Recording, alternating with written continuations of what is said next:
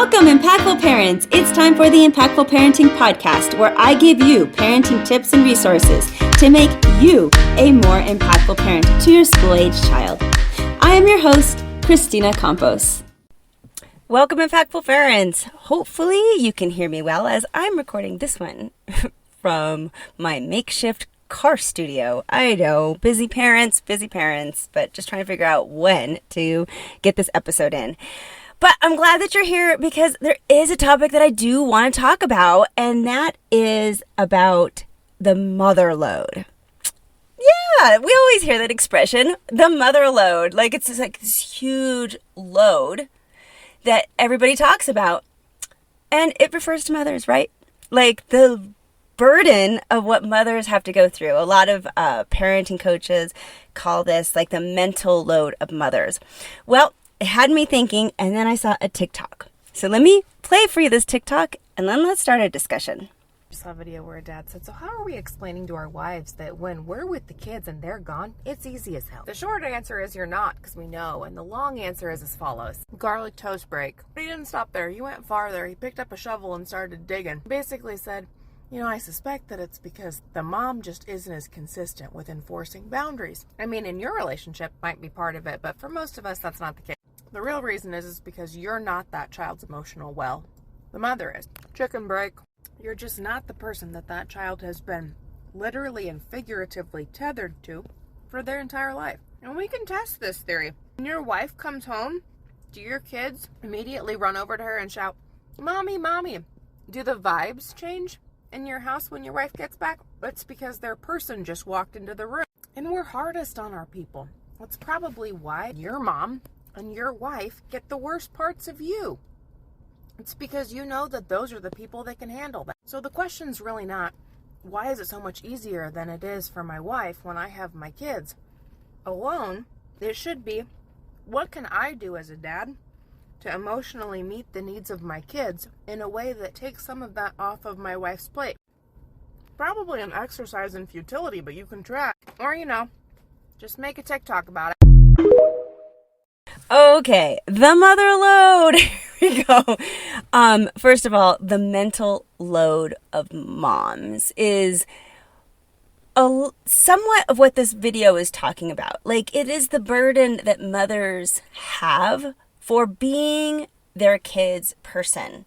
But on top of just being like their emotional support, the one that they rely on, there's also this mental load that happens with mothers. And that mental load is exhausting. It is one of the things that, although it's not heavy lifting, it is this mental load of constantly having to be present for your children 24/7, always having them up first of mind, that burns moms out, right? I know you know what I'm talking about because I feel like every mother has felt this.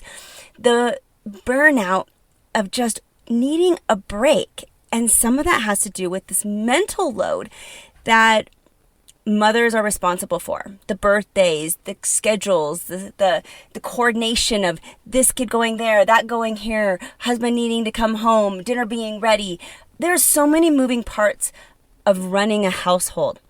And whoever runs that household, although it's typically mothers, is going to have the mother load. Now, I just want to point that out because if you didn't realize that you're drowning in your own mother load, yeah, you're not the only one. We all are drowning in our mother load of responsibilities and just that 24/7 of having to be on, never getting a break from motherhood. I feel like dads are a little bit better about this than moms are, where they take a break from fatherhood to go be themselves, to go hang out with the guys, to go and do their thing. Women, not so much. I applaud you if you're listening to this right now and you take time out for yourself and you don't let the mother load drag you down. But for the majority of us, there's so many moms out there that are drowning, barely keeping their head above water because they're exhausted. They've never given themselves a break. Now, I get it. I've said it time and time again. that your kids are probably number one. And I'm not going to argue with that. My kids are my number one too. But we have to put ourselves somewhere in the top 5. And honestly, sometimes, let's put us really high up there because we need it to be better mothers. We have to take breaks. We have to prioritize that. Now, aside from the mother load, because I know you've heard this lecture before, let's move on to some of the other bigger things that this video is showing. And that is moms wanting kids to be dependent on them, but then complaining when the load is rough. I see this all the time. And maybe moms they don't even realize that they want their kids to be dependent on them. But I would ask you, are you doing too much for your child? A lot of times we feel as moms that it's our responsibility to do as much as we can because we're the mom. So we need to do the cooking and the cleaning and the picking up and keeping the schedules and doing all this stuff. But as your child gets older, we got to be really conscious as mothers and as parents to take all of those responsibilities and start delegating them out to our kids. Our kids need to learn how to take those responsibilities, and we need to allow dads to take it too. I've seen it time and time again that so many moms don't allow the dad to do some of the heavy lifting and the mother load of things. They think, it's just easier if I do it. It's just faster if I can get it done. Or I just know that I know what's going to happen. I know it's going to run smoothly, so I'll do it because it's going to happen like smooth and I know I'll get it done right. But what does that say?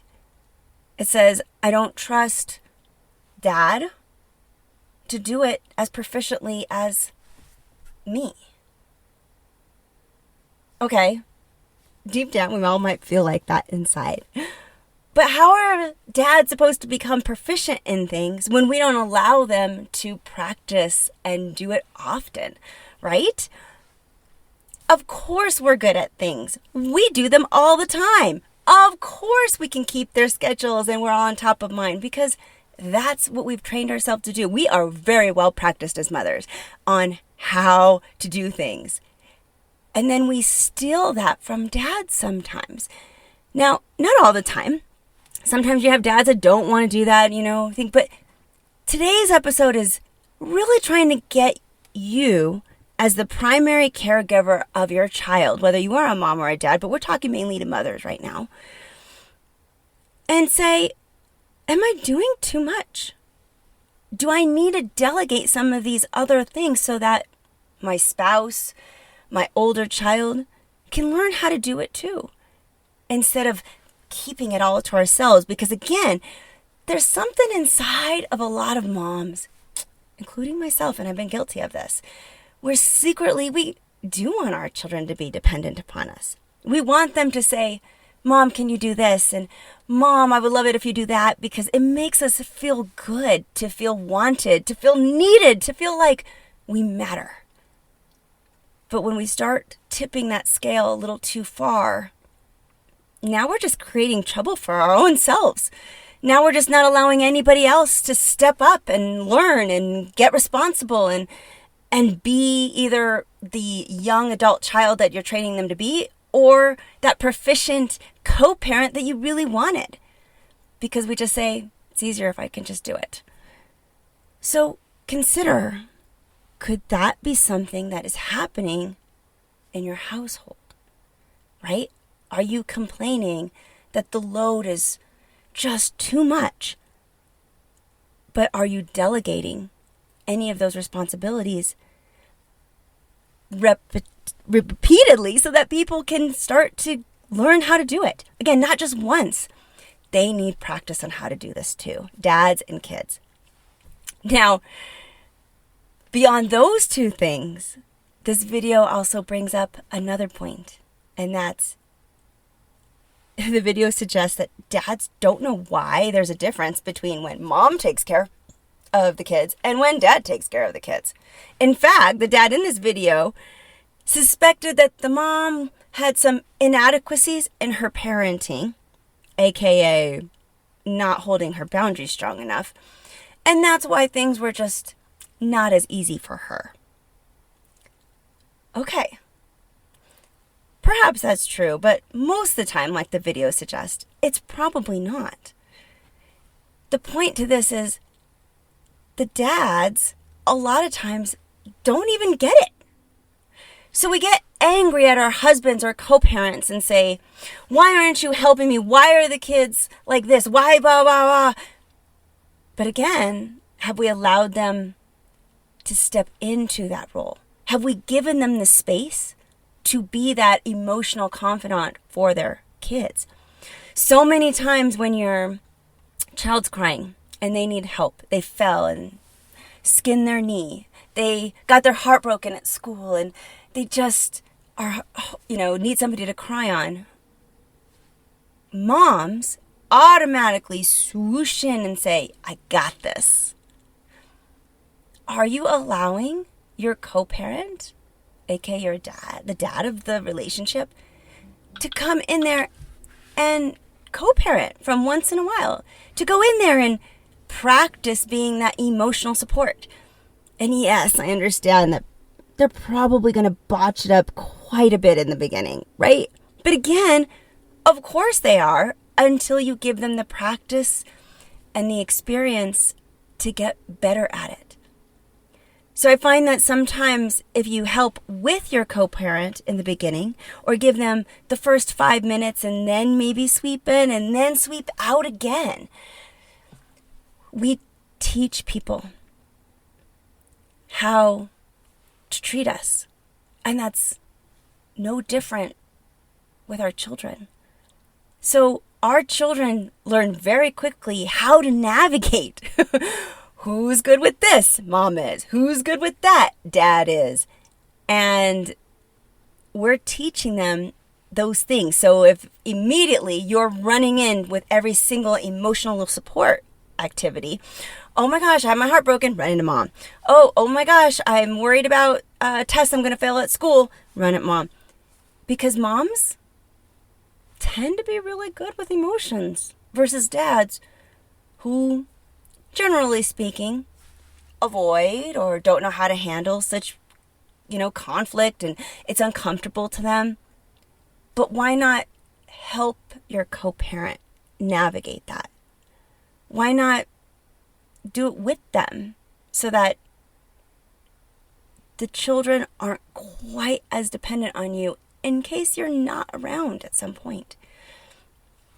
Now, the video brings up the point of that moms get the worst part of kids and of their spouses sometimes because we are the safe space. We're that emotional safe space. And so when we're the only emotional safe space, because we've always swooped in and took care of that and didn't allow our co-parent to navigate that because it's uncomfortable for them, and they really don't know how maybe as much. But now we've done that. We're the safe space, and now we're getting all the shit.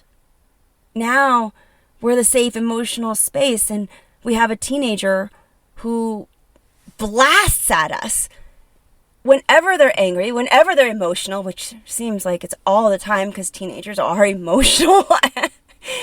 And that's what they are. They're very hormonal, right? So who do they lash out at? The safe space. And again, typically the mom. Because you never allowed your co-parent to establish that safe space also. That's how important this is as your child grows. Because otherwise, can you imagine if you have a younger child, by the time that child's a teenager and they have a lot of emotional outbursts practically on the daily, because that's who they are as teens, do you really want 100% of that emotional load? So now is the time, if you have a younger child, to start delegating some of those, to help your co-parent navigate some of those emotional spaces so that you don't get burned out later.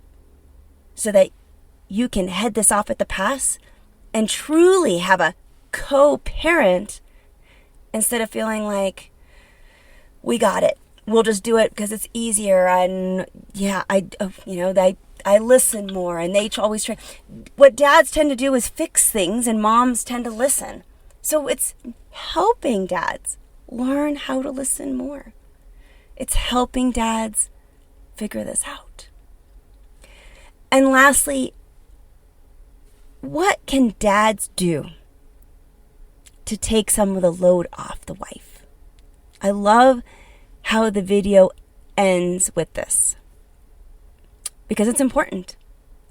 What can dads do, or co-parents do, to take the load off the wife to allow dads to take the lead more? That's awesome. But chances are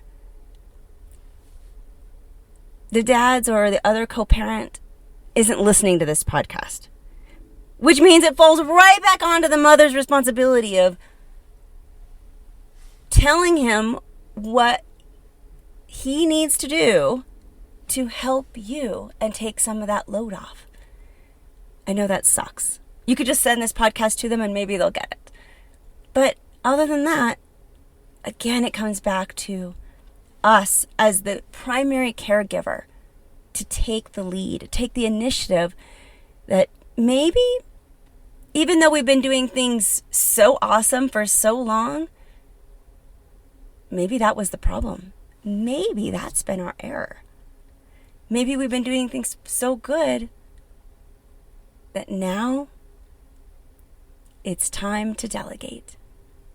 It's time to allow somebody else to get that good at some of these skills. And you'll still be there to support, and you'll still be there to hold them back and to lift them up when they need help. You'll still be there. You're not abandoning anybody. You're just delegating some responsibilities, talking to your co-parent and saying, this is a real thing. And I don't want to get burned out, because if I'm burned out, I mean, the whole house kind of crumbles, right?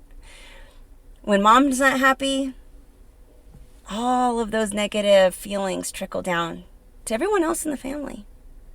And that's why this is so important of a conversation. This is why I challenge you today to think to yourself, what can your co-parent do to take some of the load off of you? And how can you tell them?